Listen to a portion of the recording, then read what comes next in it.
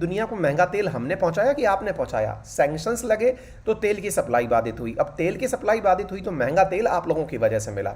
और अब सुन लो पते की बात, अगर आप लोग केवल तेल पर प्रतिबंध लगा रहे हो, थोड़ी जानकारी प्राप्त कर लो कि आप लोग एक और प्रतिबंध की लाइन में हो, और वो है कि आप फर्टिलाइजर के साथ भी कुछ छेड़खानी करोगे। और यदि बेटा फर्टिलाइजर से आपने छेड़खानी करी ना, तो ये जान लीजिएगा कि दुनिया को फर्टिलाइजर्स के दाम बढ़ने पर जो खाद्यान्न का संकट है वो सामना करना पड़ जाएगा, क्योंकि ब्राजील और भारत जैसे देश जिनका 60% तक जो फर्टिलाइजर है वो इंपोर्ट ही होता है, दुनिया की सबसे ज्यादा आबादी का एक बड़ा हिस्सा जहां रहता है, वहां अगर फर्टिलाइजर का क्राइसिस क्रिएट हुआ तो उसके लिए मैं नहीं, वेस्टर्न वर्ल्ड जिम्मेदार होगा, क्योंकि सैंक्शन मैंने नहीं, आप लोगों ने लगाए हैं। आइए जरा इसी नजरिए से इस न्यूज को पढ़ते हैं, जानते हैं क्या है व्लादिमीर पुतिन का कहना। पुतिन ने वार्न किया है फर्टिलाइजर प्राइस कि यदि वेस्टर्न कंट्रीज ने डिफिकल्टी क्रिएट करने का प्रयास किया तो ऑयल प्राइस बढ़ने के साथ साथ अब फर्टिलाइजर भी बढ़ जाएगा। और फर्टिलाइजर बढ़ने के पीछे रशिया का क्या कहना है, क्यों है रशिया के पीछे की बात मानना आप लोगों को जरूरी, वो जान लीजिए जनाब कि दुनिया में यदि फर्टिलाइजर की सबसे ज्यादा एक्सपोर्ट कोई करता है तो वो रशिया है। एक बात बताएं आपको, दुनिया में ना नेचुरल रिसोर्सेज जिस देश के पास सबसे ज़्यादा अगर कंबाइंड रूप से जाने जाएं, जिनकी पॉपुलेशन के मुकाबले नेचुरल रिसोर्सेज की बात की जाए तो उसमें बहुत आगे है रशिया। आप सोचिए दुनिया की बड़ी ज़रूरतें हैं, ऑयल, फर्टिलाइज़र, नेचुरल गैस, ये सब का धनी है ये। इतना ही नहीं, इसके साथ साथ nuclear material, technologies, defence equipment, यानी एक्सपोर्ट आधारित कंट्री है, वही दूसरे को चैलेंज कर सकती है। साथियों, हाल ही में रशियन गवर्नमेंट के मेंबर्स को पुतिन ने जब संबोधित किया तो उन्होंने कहा कि वेस्ट हमें ब्लेम ना करे कि हमने एनर्जी प्राइस बढ़ा दिए हैं, क्योंकि हम तो स्पेशल मिलिट्री ऑपरेशन करने गए थे यूक्रेन पर फरवरी 24 को, और आप हो कि आप लोगों ने हमारे ऊपर दबा के सैंक्शंस लगा दिए। ऐसी स्थिति में ये जो सैंक्शंस आप लोगों ने लगाए हैं, इस वजह से ऑयल का, एलएनजी का, कोयले का, इन सब का दाम बढ़ा है। इन सैंक्शंस लगाने वालों के कारण दाम बढ़ा है, हमारे कारण नहीं। Sanctions on Russia over Ukraine invasion की अगर हम बात करें तो जिसे देखो जो अमेरिका का हितैषी है उसने धे धमाल सैंक्शन सैंक्शन सैंक्शन लगा दिए हैं। आप देख सकते हैं हर कोई इस तरह से सैंक्शन लगा रहा है जैसे कि रशिया के साथ उनका संबंध जो है वो केवल एक तरफा है। ये इस तरह से दिखाने का प्रयास कर रहे हैं सभी देश दुनिया के कि हम लोगों को ज़रूरत है, रशिया को ज़रूरत है हमारी, हमें ज़रूरत नहीं है। जबकि रशिया कह रहा है कि अरे भैया, तुम लोगों को अगर मेरी ज़रूरत नहीं है तो एक बात बताओ कि दाम पेट्रोल या डीजल के बढ़ क्यों रहे हैं? टेक्निकली तुम्हारे सैंक्शन से तो मुझे बर्बाद होना चाहिए था, बर्बाद तुम लोग हो रहे हो। महंगाई तुम्हारे यहाँ बढ़ रही है, डॉलर तेल का दाम तुम्हारे यहाँ बिगड़ रहा है।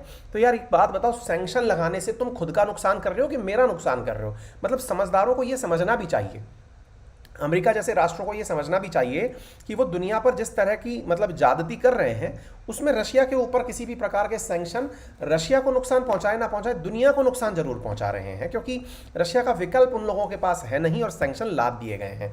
पुतिन ने हाल ही में कहा है कि ऐसा ही काम अगर करते रहे तो जनाब जान लीजिएगा जो फर्टिलाइजर्स है ना, जिनकी वजह से खाद्यान्न उत्पन्न करते हैं आप लोग, उसके ऊपर भी बड़ा संकट आ जाएगा। और उसके पीछे का कारण भी इसका एकदम स्पष्ट है, और वो कारण ये है कि रशिया और बेलारूस दुनिया के लार्जेस्ट सप्लायर हैं मिनरल फर्टिलाइजर के। आप पूछेंगे ये मिनरल फर्टिलाइजर क्या होता है? साथियों, एनपीके, ये तीनों चीज़ें मिनरल्स के अंदर, यानी कि एक तरह से समझिए कि जो खनिज पदार्थ जिन्हें आप कहते हैं उनके अंदर मेजर कंपोनेंट के रूप में जाने जाते हैं। और अगर ये मेजर कंपोनेंट हैं तो मैं आपको एक तथ्य बताना चाहूँगा कि दुनिया के अंदर अगर 2020 का आप एक डेटा देखें तो आपको जानकर आश्चर्य होगा कि दुनिया में सबसे ज़्यादा फर्टिलाइजर एक्सपोर्ट करने वाला जो देश था ना, वो रशिया था। इसने $7 बिलियन का फर्टिलाइजर एक्सपोर्ट किया था 2020 में। ये कोई छोटा अमाउंट नहीं है। आपका नाम यहाँ कहीं नहीं आता, विशेष रूप से इंडिया वाले देख लें कि उनका नाम इसमें कहीं नहीं आता है, तो कहाँ आता है फिर हमारा नाम? तो चलिए लीडिंग फर्टिलाइजर इंपोर्टिंग कंट्रीज देख लीजिए आप, जहां पर ये देखते हैं कि रशिया $7 बिलियन का फर्टिलाइजर एक्सपोर्ट करता है, वहीं इंडिया का हाल देखिए, हम $7.18 बिलियन का फर्टिलाइजर इंपोर्ट करते हैं। ये बात आप लोगों को माननी होगी और जाननी होगी कि हमारे यहाँ पर जो फर्टिलाइजर का इंपोर्ट है वो बहुत हद तक है। ये सभी को समझना जरूरी होना चाहिए, ठीक है ना। कहने का अर्थ ये हुआ कि इंडिया के अंदर जो फर्टिलाइजर है ये $7 बिलियन का फर्टिलाइजर इंपोर्ट है, ब्राजील में $8 बिलियन का फर्टिलाइजर इंपोर्ट है। आप सोच के देखिए कि एक्सपोर्ट और इंपोर्ट के अंदर कितना बड़ा फासला है। और आप सोचिए यदि रशिया और इंडिया आपस में मिल जाएं या रशिया और ब्राजील आपस में मिल जाएं तो कितने शानदार मतलब समीकरण बनेंगे। और इन्हीं समीकरणों को समझाने के लिए मैं आपको बताने जा रहा हूं कि ब्राजील की 1/3 जो इंपोर्ट है ना फर्टिलाइजर्स का, वो या तो बेलारूस से होता है या रूस से होता है। और ये दोनों ही देश इस समय पर प्रतिबंधों को सामना कर रहे हैं। सोचकर देखिए कि क्या हालात होने वाले हैं दुनिया के। मैं आपको एक तथ्य बताता हूं। हाल ही में क्या हुआ कि पुतिन साहब अपने यहाँ के सारे मेंबर्स को, जो मतलब सांसद लोग हैं या सरकार के लोग हैं, उनको संबोधित करते हुए कह रहे थे कि रशिया और Belarus are the one of the largest supplier of mineral fertilizer in the world market. और अगर लोगों ने हमें किसी भी प्रकार से प्रतिबंधित करने का प्रयास किया, अब देखिए हो क्या रहा है ना, डायरेक्टली और इनडायरेक्टली कोई ये तो कह नहीं रहा कि हम सैंक्शन लगा रहे हैं फर्टिलाइजर पर। होता क्या है, ये लोग क्या कह देते हैं कि जो जहाज जा रहा है रशिया, हम उसका इंश्योरेंस नहीं करेंगे। और मैंने आपको पहले भी बताया है, जितने भी ट्रेड के अंदर काम में आने वाले जहाज हैं उन सबका इंश्योरेंस होता है। और इंश्योरेंस करने वाली जो कंपनीज हैं वो सामान्यतया वेस्टर्न वर्ल्ड की हैं, यानी अमेरिका और यूरोपियन देशों की हैं। होता क्या है कि यदि ऐसी स्थिति में आप जहाज का सब वो नहीं करते, इंश्योरेंस नहीं करते, तो होता यह है कि यदि गलती से मान लीजिए उस जहाज के ऊपर रखा सामान डूब गया या गोला गिर गया उसके ऊपर, या किसी ने उसको गिरफ्तार कर लिया या फिर कब्जे में ले लिया, क्योंकि तमाम प्रकार के सैंक्शंस चल रहे हैं, तो जहाज निर्माता कंपनी का तो पूरा जहाज जमा हो गया, साथ में करोड़ों रुपए का जो माल उस पर था वो जमा हो गया। ऐसी स्थिति में जहाज कंपनी जो होती हैं वो अपने जहाज का इंश्योरेंस कराना चाहती हैं। अब चूंकि इंश्योरेंस कंपनी जहाज का इंश्योरेंस नहीं कर रही है, और ऐसी स्थिति में वर्तमान में हो ये रहा है कि साहब ऐसी स्थिति में जो इंश्योरेंस का मार्केट है, लॉजिस्टिक और डिलीवरी का मार्केट है, वो पूरी तरह पिटा पड़ा है। इसलिए रशिया से जो माल निकलता है वो पहुंच नहीं रहा है। रशिया 50 मिलियन टन फर्टिलाइजर सालाना पैदा करता है, जो कि दुनिया का 13% है साथियों। इससे आप अंदाजा लगा सकते हो कि दुनिया का 13% फर्टिलाइजर ये अकेला उत्पादित करता है, ठीक है ना।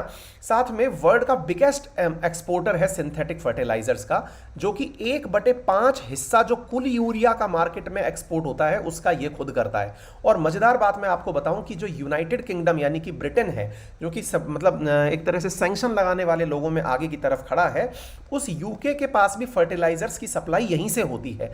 जरा सोच के देखो कि ये लोग अमेरिका के बहकावे में आकर के रशिया के ऊपर वो तो करने की कोशिश कर रहे हैं, लेकिन खुद ही फंस जाएंगे, क्योंकि इनका लगाया हुआ जो ट्रेड एम्बार्गो है वो गार्जियन न्यूज़पेपर ने खुद ने कहा है, गार्जियन न्यूज़पेपर जो कि यूके का है, कि इससे ज्यादा मुसीबत यूके को भी क्रिएट हो जाएंगी, क्योंकि उनके यहां का मेजर फर्टिलाइजर रशिया से आता है, ठीक है ना।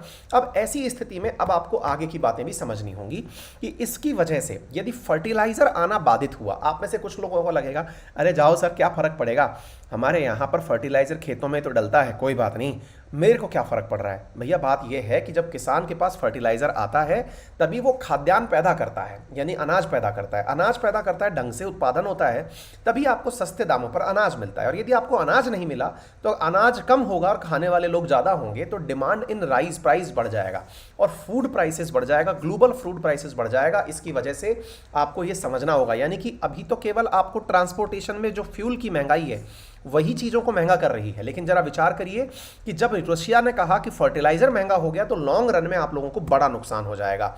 फर्टिलाइजर प्राइसेस को आप इस प्रकार से देख सकते हैं कि मात्र 1 साल के अंदर अंदर फर्टिलाइजर के प्राइसेस जस्ट डबल को क्रॉस कर चुके हैं।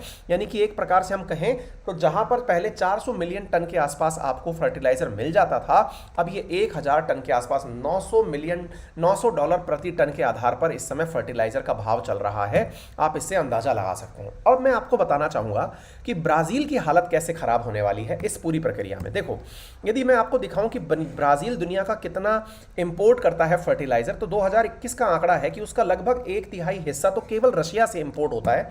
आपको मैं फिगर में दिखाना चाहूंगा।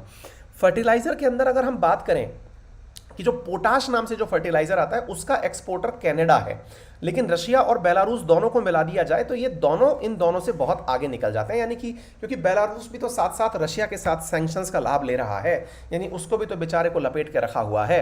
फर्टिलाइजर